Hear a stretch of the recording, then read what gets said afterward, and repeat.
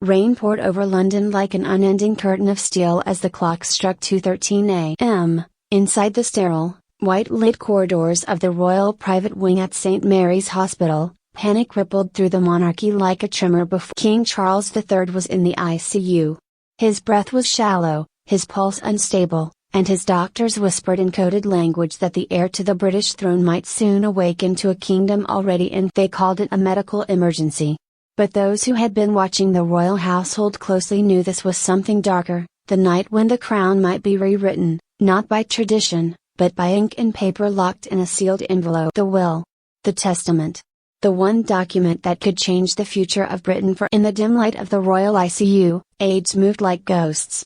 Phones buzzed in the pockets of lords. Prince William had been rushed from his Windsor residence, his car skidding across the wet streets as the rain turned London's reflections into a battlefield. Prince Harry, thousands of miles away in California, received a coded message on his encrypted device: "It's happened tonight."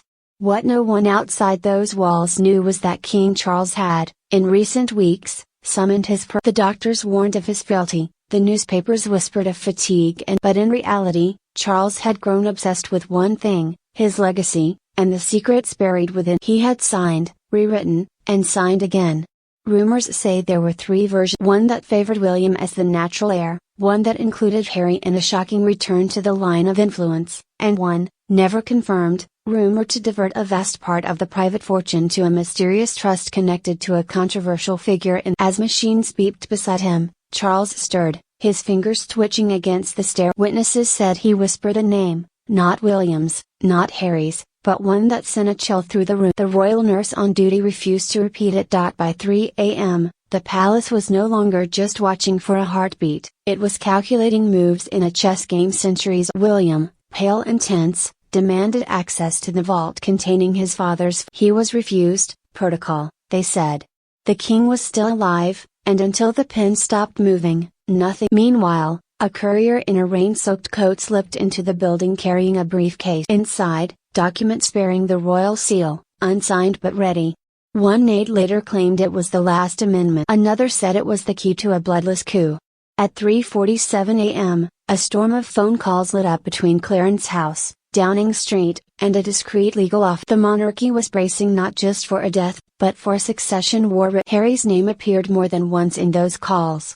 Some said he had reached out, offering stability in exchange for. Others swore he had nothing to do with it, that this was the king's own attempt to heal a broken family before the. But when news broke that Harry's legal team had landed quietly in London 2 nights prior, speculation. As dawn threatened to break, Charles' condition stabilized, but too many eyes had seen too many papers. Too many whispers escaped the ICU walls. The will was not made public. Not yet. But its ghost haunted every corridor of Buckingham Palace. Advisors fought over interpretation, lawyers drafted embargoes, and the press was fed half-truths to stall the public's hunger for answers. For the royal brothers, this night marked a new battlefield.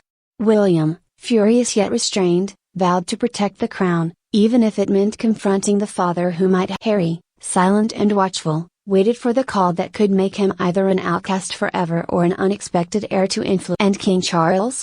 He lay under the sterile glow of the ICU lights, a monarch tethered to machines, his mind caught between duty and the ghosts of decisions past. The pen had been lifted, but the ink was still wet. The monarchy had faced scandals, abdications. But this was a quiet coup in the making, a royal reckoning fought not with swords or armies but with signatures. And the night he changed the throne forever was not marked by bells or mourning, it was marked by rain, whispers, and the smell of antiseptic corridors where the future of a kingdom lay in the fragile hands of a fading king.